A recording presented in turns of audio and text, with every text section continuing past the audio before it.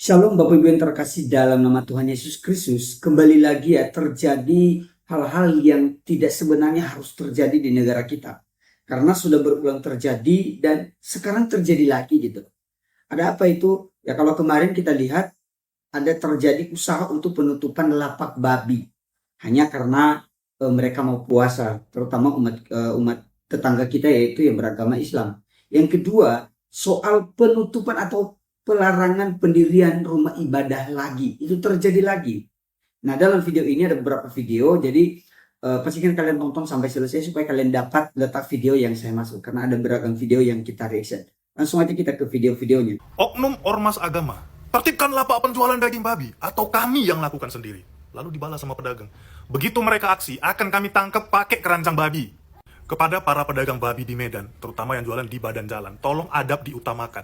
Mereka itu manusia, bukan babi. Jangan dimasukkan ke keranjang babi. Ada cara yang lebih baik. Ambil minyak babi, campur ke air, siapkan semprotan. Kalau mereka resek, langsung semprot. Cara ini jauh lebih efektif, efisien, dan ekonomis loh. Nah, kalau seandainya mereka melakukan hal yang begitu, gimana menurut pendapat kalian? Akhirnya dijadikan seperti apa yang mereka lakukan lah. Tapi janganlah. Dibilang Bang Eliezer, jangan. Ada dua video lagi dari Bang Eliezer ini ya. Ormas dan pengurus masjid di Medan akan gelar aksi jika lapak jual daging babi di pinggir jalan tidak ditutup. Ormas dan pengurus masjid di Medan bahkan mengultimatum wali kota Medan kalau tidak bertindak 3 kali 24 jam maka mereka akan turun ke jalan.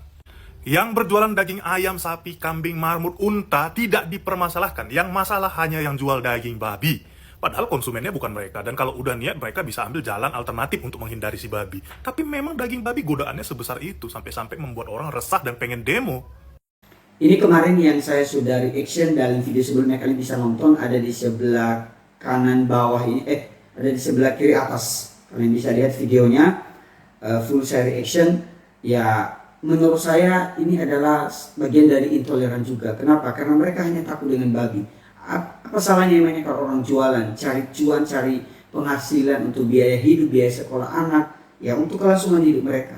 Kalau justru di saat bulan puasa menghalangi usaha orang untuk mencari rezeki, apakah itu masih dibenarkan? Gimana menurut pendapat kalian?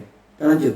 Kepala Badan Penyelenggara Jaminan Produk Halal atau BPJPH, Haikal Hasan bilang, jual babi, alkohol, tak masalah. Negara cuma minta cantumkan label non-halal.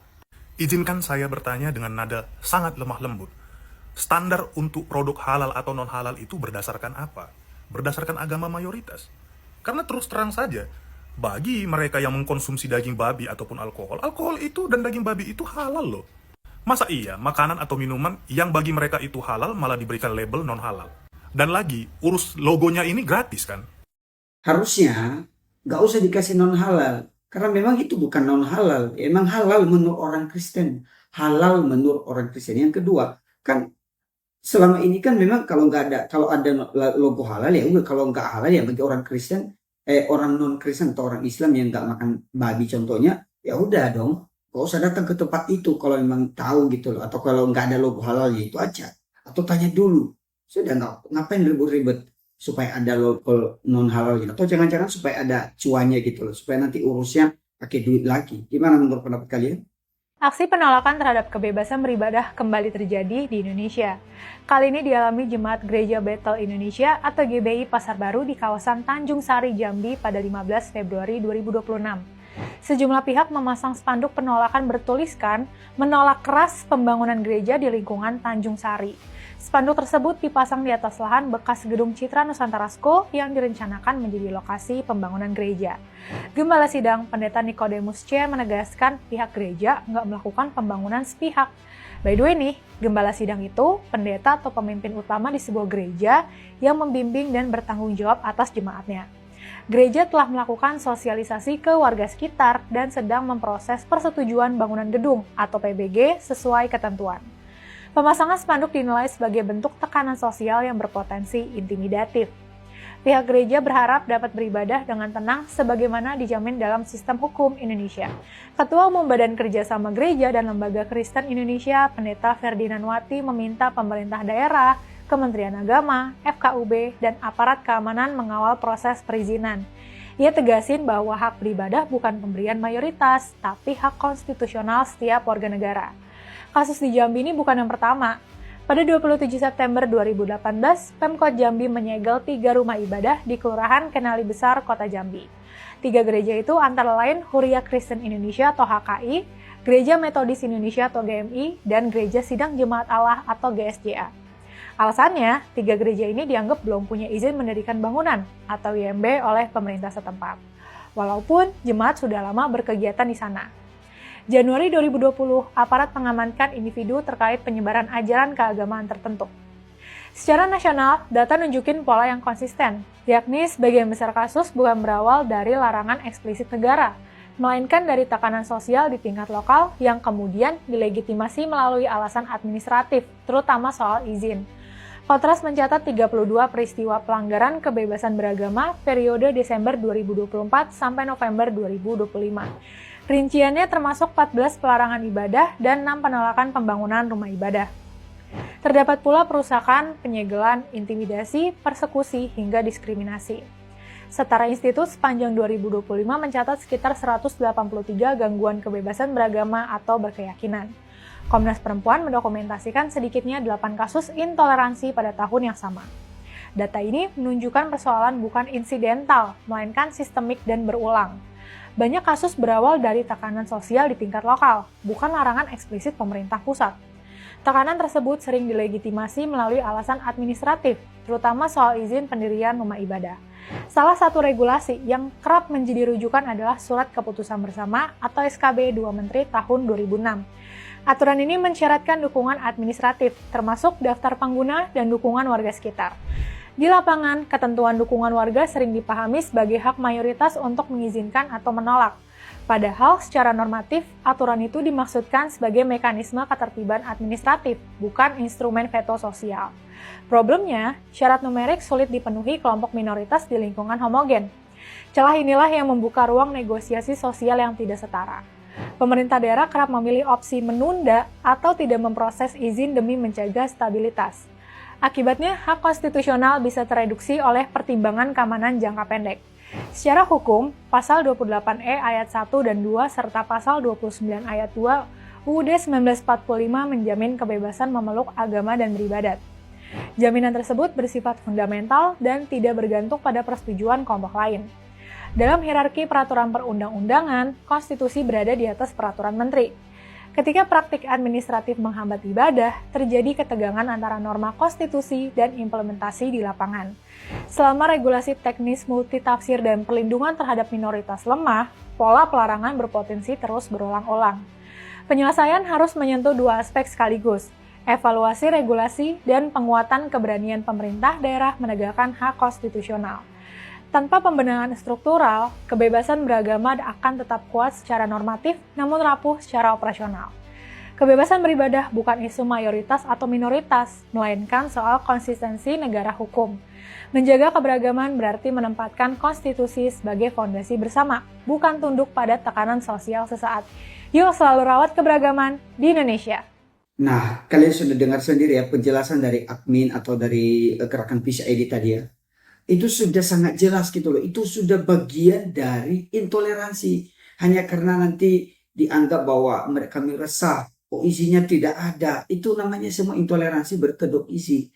Mereka hanya sekedar berusaha mencari masalah, mencari alasan supaya apa? Supaya gereja itu tidak bisa berdiri di tempat itu. Padahal kalau kita melihat ya, itu sangat penting bagi mereka.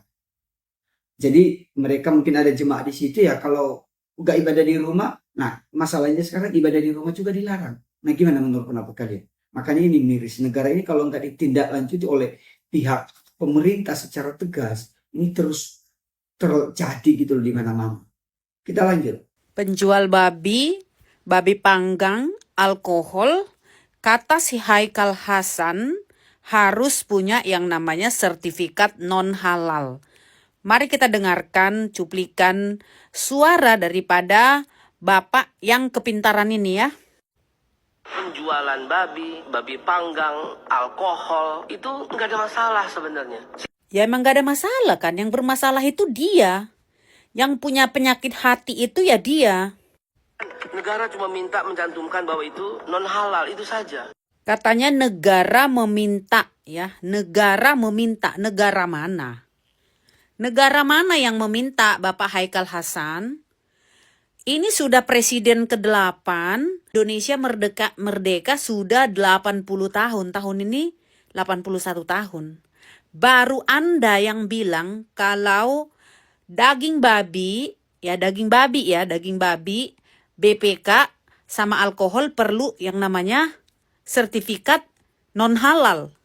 Apabila ada warung babi panggang di depan rumah gitu ya, atau di jalan, apakah Anda nggak tahu kalau itu adalah makanan non halal? Sudah jelas-jelas babi panggang, artinya babi. Sudah tahu babi itu tidak halal. Lalu Anda kenapa meski mencantumkan? Kenapa meski harus ada sertifikat non halalnya? Sejak kapan ada jualan babi panggang, saksang, jualan jagal babi, babi guling, babi rica-rica, itu harus ada sertifikat non halal. Emang Anda nggak tahu kalau semua makanan itu bukan non halal? Kalau misalkan nih ya, makanan ini sudah makanan olahan, ya, yang bahan-bahannya itu sudah banyak bermacam-macam, ya, seperti yang ada di supermarket. Nah, itu bolehlah kita cantumkan label-label, misalkan halal atau mengandung babi gitu misalkan. Tapi kalau yang namanya lapo, warung, pedagang, babi panggang, babi saksang, babi rica-rica, babi guling gitu ya.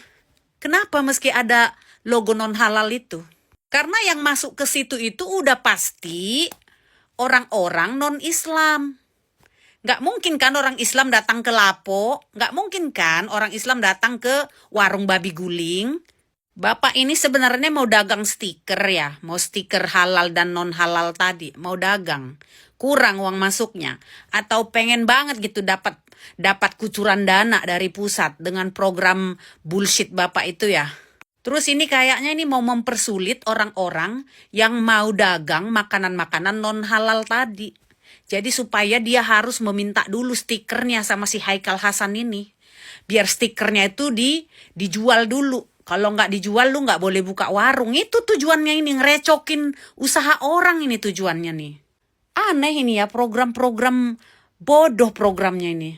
Tanpa logo non halal pun, orang udah tahu kalau warung babi panggang, lapo, warung babi guling, warung babi rica-rica itu udah tahu. Orang sudah tahu kalau itu makanan non halal. Karena makanan utama yang dijual itu adalah daging babi. Ya, jadi orang nggak perlu ditempelin logo stiker, buang-buang anggaran ya, buang-buang anggaran. Sekalian aja tuh air laut itu ya bikin logonya air ini asin, biar nggak diminum orang ya. Ya setuju ya, seperti apa yang saya bilang tadi. Tadi yang dibilang ya kalau memang nggak ada logo non halal yang jangan masuk gitu loh. Udah tahu itu bukan halal ya jangan masuk. Ngapain sibuk sih? Dan kembali lagi, jangan sampai ini hanya supaya cari duit gitu loh. Jangan sampai, tapi semoga nggak terjadi ya. Kita lanjut. Maaf, bukannya rasis nih, judul-judul kayak gini udah pasti mau rasis ya. Tapi apa perlu jam segini, 5.39, jam orang pulang kerja, jam padat ngadain acara di jalan protokol begini? Orang yang mempermasalahkan tradisi orang lain yang dilakukan hanya setahun sekali, itu namanya rasis. Jadi gak usah minta maaf, bilang aja lu rasis. Gini ya, waktu kemarin malam Imlek Sinca, gue lewat jembatan 5 nih, orang jembatan 5 jadi saksi ya. Di jam 8 atau jam 9 malam ya, itu ada rombongan banyak banget umat muslim yang bawa obor, kayaknya dia merayakan untuk hari puasa.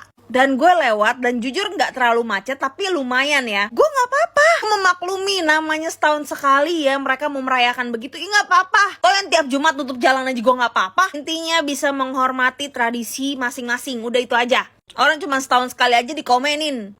Ya, yang dimaksud sama Cici ini tadi, ini video waktu tradisi khusus mereka yang suku Tionghoa ya. Jadi mereka ada arak-arakan gitu, terus mereka membuat acara lah gitu di jalan. Ya udah, ini kan sekali setahun gitu. Tapi pertanyaannya, kenapa kalau mereka yang berbuat orang tidak boleh protes? Di media sosial nggak boleh protes. Tapi kenapa kalau giliran orang lain mereka kuat sekali protes? Kenapa bisa begitu? Apakah ini yang namanya standar ganda? Mereka boleh, yang lain tidak boleh. Gimana menurut pendapat kalian? Baik Bapak Ibu, demikian aja video kita kali ini. Semoga kalian suka dengan videonya. Silahkan berikan like kalian, silahkan komen-komen di bawah apa yang menjadi tanggapan kalian. Kita tetap doakan supaya Indonesia menjadi negara yang semakin hari semakin maju, toleransinya semakin baik, dan kita semakin juga merasakan damai sebagai warga Indonesia. Tuhan Yesus memberkati. Shalom.